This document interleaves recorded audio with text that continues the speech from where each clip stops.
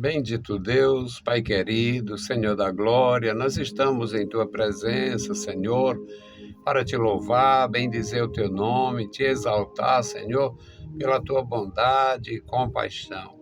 Amado Pai, Senhor da glória, abençoa a Tua igreja, guarda os nossos irmãos, os nossos ouvintes, abençoa, meu Senhor, o Teu povo na cidade, no interior, guarda os Teus filhos, Pai, manifestando a Tua graça em cada coração. Guarda as criancinhas, a juventude, as famílias, ó Deus.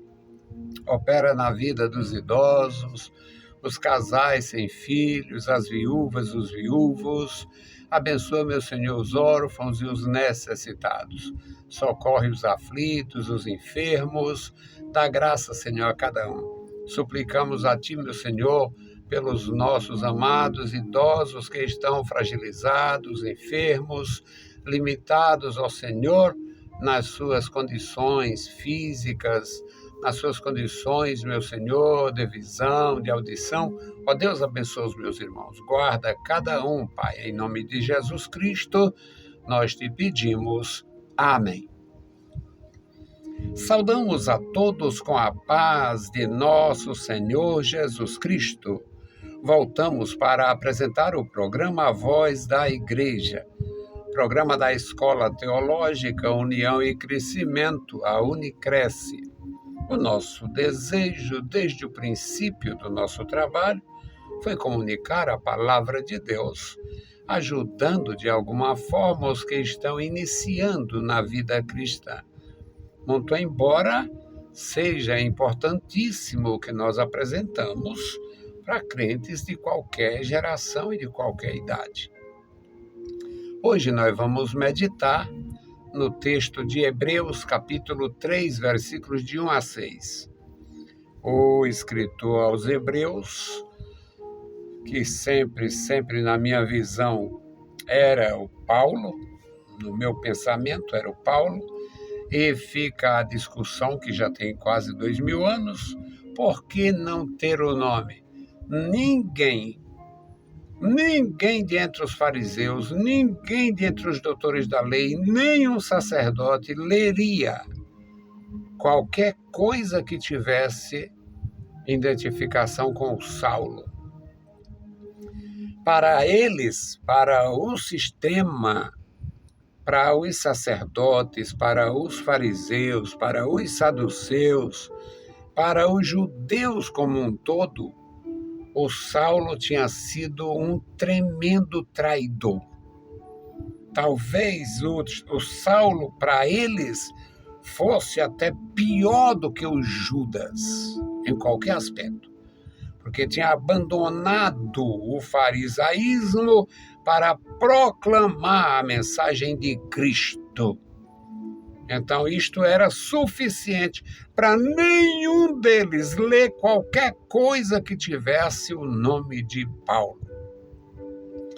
Então, é por esta razão que eu acho que ele fez tudo diferente e fez essa epístola maravilhosa, mas no anonimato.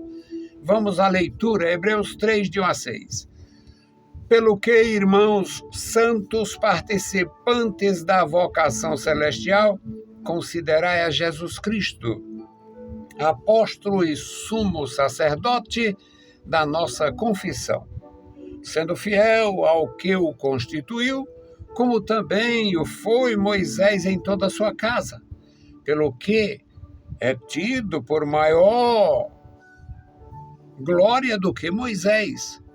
Quanto maior honra do que a casa tem aquele que edificou.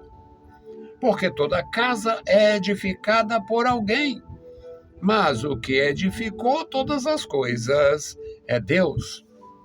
E, na verdade, Moisés foi fiel em toda a sua casa, como servo, para testemunho das coisas que se haviam de anunciar. Mas Cristo, como filho, sobre a sua própria casa, a qual casa somos nós, se tão somente conservarmos firmes a confiança e a glória da esperança até ao fim. Louvado seja o Senhor. Querido Deus, Pai Santo e bondoso que estás nos céus, nós lemos a Tua palavra, suplicamos pela Tua igreja, abençoa os nossos ouvintes, abençoa os nossos irmãos, abençoa os nossos amigos, abençoa, Senhor, aqueles que terão contato com as nossas publicações. Pai bendito, Deus Santo e Todo-Poderoso, ajuda-nos, guarda-nos. Em o nome santo de Jesus Cristo, nós te pedimos. Amém. Louvado e exaltado seja o nosso Deus. Meus queridos irmãos, o nosso desejo, como eu disse a princípio, sempre foi trazer a mensagem da palavra de Deus. E não é difícil expor a palavra na sua simplicidade e pureza, apesar da grandeza, apesar da profundidade que é a palavra de Deus, mas ela tem também o seu espelho d'água. Tem a profundidade, é necessário mergulhar. Como eu gostaria de entender as 3 línguas da Bíblia, o hebraico, o grego e o aramaico. Como eu gostaria. Certamente ajudaria muito. Mas não tive acesso a essas fontes com profundidade. Vou aqui no espelho d'água. Num espelho d'água, como se pode dizer, no espelho d'água se vê a beleza da água, se vê se ela está com cor diferente, se ela está poluída, dá para ver muita coisa. E no que diz respeito à palavra de Deus, é só pureza, é só grandeza. E a leitura que nós lemos, o escritor aos Hebreus diz: irmãos santos. O que significa isto? Significa pessoas dedicadas, consagradas, separadas para o serviço santo. Irmãos santos, participantes da vocação celestial. O que é vocação celestial? Uma chamada que não vem da parte do homem. Nós estamos assistindo, não de camarote, mas assistindo da nossa torre com muito terror, com muita tristeza, o desastre que está acontecendo nas igrejas, porque deixaram a visão celestial, a vocação celestial, e transformaram a igreja em feudo, e agora os filhos sucedem os pais. O pai às vezes já é fraco e ruim, aí bota um filho inútil e imprestável, corrupto muitas vezes e ímpio de matar de chapéu. Não pode sair do prego, não vai sair do canto. Vão transformar numa seita, transformar a igreja numa organização perigosa até, porque vão ter todo tipo de conluio, todo tipo de suspeita, tudo que não presta paira sobre elas, quando faz assim. Então, o primeiro versículo já fala que a natureza do ministério é santo. Irmãos santos, participantes de uma chamada celestial, vocação celestial. Aí é o terceiro apelo: considerai Jesus Cristo, olha para Jesus, pense em Jesus. Apóstolo, ele foi enviado do Pai. Apóstolo significa enviado. Ele foi enviado pelo Pai. Ele é apóstolo e é o sumo sacerdote da nossa confissão. Não tinha a menor condição, se fosse realmente o Saulo, transformado pelo poder de Deus no apóstolo Paulo, escrever uma epístola desta, jamais um fariseu leria, jamais um sacerdote leria, porque ele qualifica, o escritor anônimo qualifica Jesus como apóstolo enviado do Pai e sumo sacerdote da nossa confissão, ou seja, aquele que tem poder e autoridade tanto de oferecer o sacrifício em nosso benefício, quanto de ouvir a nossa confissão. Ouvir a nossa história de pecado, de tragédia, para recebermos o perdão. Ele é o apóstolo de Deus e o sacerdote dos homens. No versículo 2 diz, sendo fiel ao que constituiu. Quem constituiu Jesus? O Pai. Jesus não era de tribo sacerdotal, ele era da tribo de Judá. Esta tribo não tinha sacerdote, nunca teve. Quem foi que ofereceu sacrifício na tribo de Judá? Os reis, porque todo rei tinha uma atribuição de oferecer sacrifício também na presença de sacerdotes. O rei, como ungido de Deus, podia fazer isto em harmonia, em sintonia com o sacerdote. Mas quando o rei tomava a dianteira e fazia sacrifício seu sacerdote, ficava amaldiçoado, que nem o Saul. Então, o resultado, aqui o texto diz que Jesus foi fiel a quem? Aquele que o constituiu. Como também Moisés foi fiel àquele que o constituiu. E Moisés foi fiel em sua casa. Qual era a casa de Moisés? Moisés era levita, era da tribo de Levi. Portanto, uma tribo sacerdotal, e Moisés foi o primeiro sacerdote, não com o título, mas foi ele que recebeu a autoridade divina para ungir sacerdote. Então, ele que ungiu o sacerdote, ele que nomeou o sacerdote, ele que escreveu sobre o sacerdócio, ele que regulou o sacerdócio mediante a orientação divina, é o primeiro sacerdote. E foi fiel. Ele foi fiel. No versículo 3 diz, porque ele é tido por digno de tanto maior glória do que Moisés, referindo-se a Jesus. Jesus é digno de maior glória do que Moisés. Como é digno de maior glória o construtor de uma casa, tem muito mais honra do que a casa, porque a casa jamais se faria só. Quanto maior honra do que a casa, tem aquele que construiu. Quem constrói uma casa? Ou casa bem feita, ou coisa bem feita, ou homem caprichoso, ou indivíduo. Pois é. Então, a honra de quem constrói. Moisés teve a honra de construir, Jesus teve a honra de construir. No versículo 4 diz, porque toda casa é edificada por alguém. Não existe. Eu, andando muitas vezes no interior, em algum lugar, quando vi uma casinha, uma casa caindo, às vezes os restos de uma construção, sempre me lembro disto. Se tem o resto de uma construção, mesmo que se trate de uma casa de palha, está ali porque alguém fez. Toda casa é edificada por alguém. Não existe. Casas não nascem. Casas não procriam. Casas são criadas. São construídas. E quando se trata de casa espiritual, o construtor é Deus. Então, meus amados, é um texto belíssimo, um texto riquíssimo para o nosso aprendizado.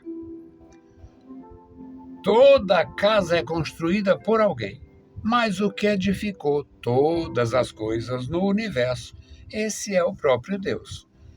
Versículo 4 deste capítulo 3 de Hebreus. E no versículo 5, o escritor volta a falar de Moisés. E, na verdade, Moisés foi fiel em toda a sua casa, ou seja, Moisés foi fiel em todo o seu ofício. Moisés foi fiel como profeta. O que Deus mandou ele dizer e fazer, ele disse e fez, lá no Egito.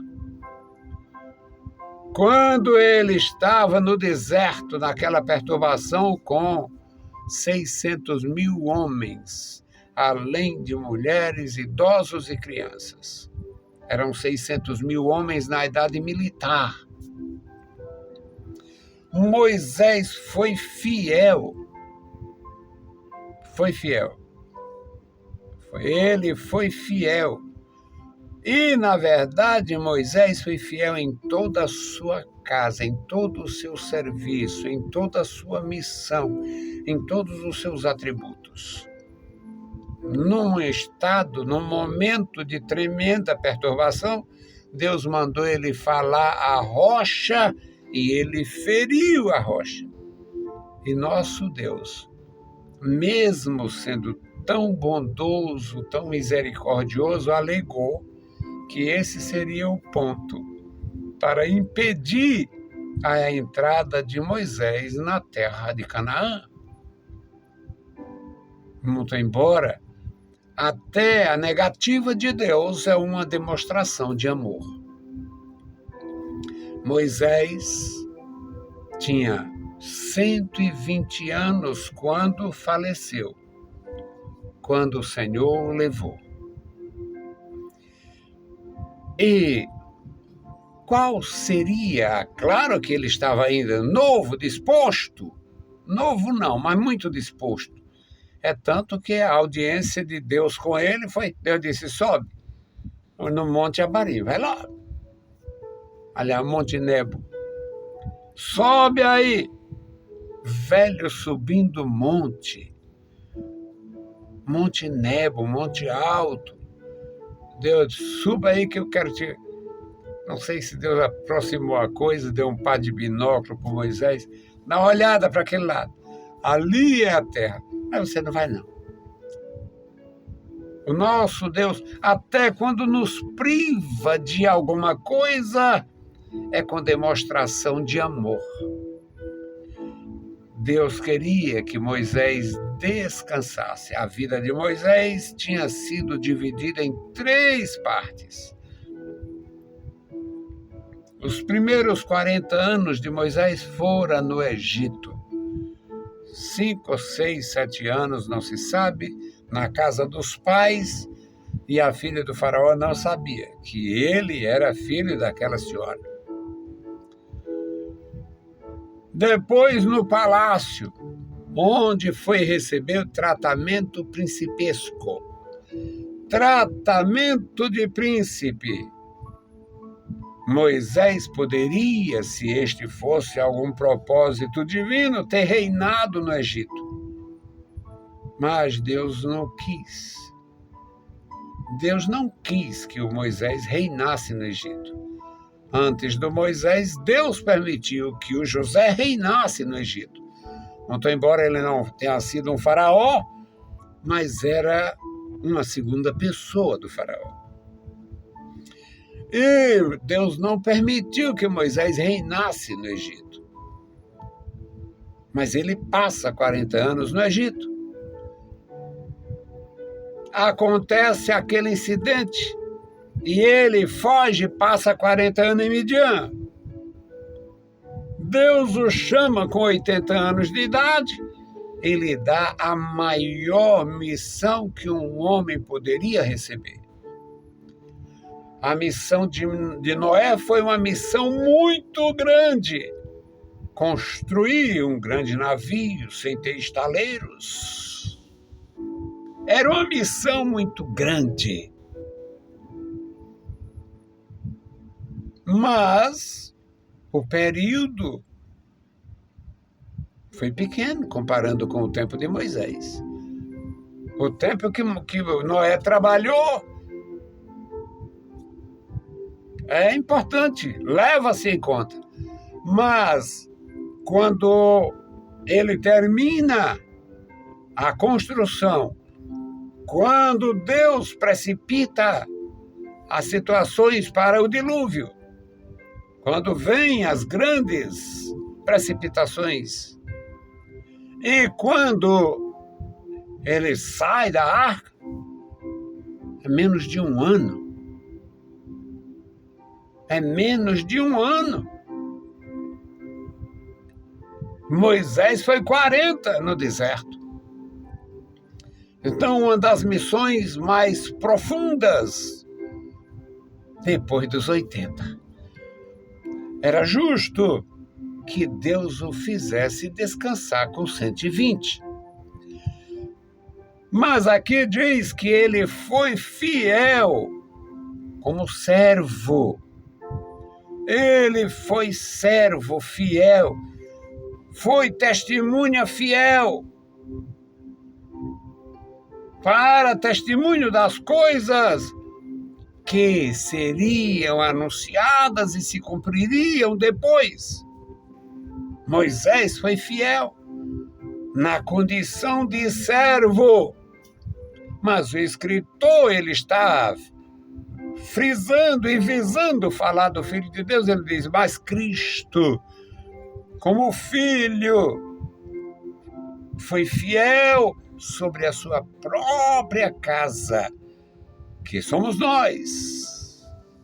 Se tão somente nos mantivermos firmes, confirmando a obra de Deus, o feito de Deus em nós, conservando aquilo que recebemos. Então, esta é a palavra. E o autor diz, Cristo como Filho sobre a sua própria casa, a qual somos nós, se tão somente conservarmos firmes a confiança e a glória da esperança até o fim. O segredo é perseverar. E o tempo é até o fim. Perseverar até o fim. Mas perseverou 50 anos, 55, 70, 80, 90 anos, 100 anos. Se não perseverar até o fim, não foi fiel como Moisés, que foi fiel até o fim. Moisés, temos uma reunião, nós dois, você e eu, sobe ao Monte Nebo. É assim, Moisés foi fiel, Jesus foi fiel, e a igreja precisa tanto aprender quanto ensinar a respeito da fidelidade. Que Deus abençoe os nossos amados irmãos, cada ministro, cada discípulo do Senhor. E agora nós vamos fazer a oração pelo memorial. Envolve os nomes de todos os meus irmãos, desde o começo do nosso trabalho, nos anos 90, nos anos 80, quando criamos a Unicresce, e nos anos 90, quando entramos no ar.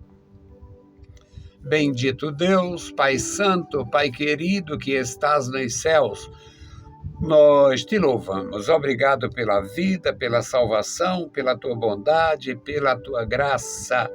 Obrigado pelo teu profundo amor. Obrigado, Senhor, pelos nossos irmãos que estão sempre conosco, nossos ajudadores, intercessores e doadores. Abençoa, Senhor, e guarda os nossos irmãos. Este memorial da oração, Senhor, guarda os teus servos, crianças, jovens e adultos, cada família, os ministros da tua igreja, guarda, meu Senhor, cada um que te ama, que te conhece, que te louva e que glorifica o teu nome cumprindo a missão. Amado Pai, ouve a nossa petição, em nome de Jesus Cristo, nós te pedimos. Amém. Meus queridos irmãos, a paz do Senhor. Se o Senhor permitir, a gente volta. Deus vos abençoe.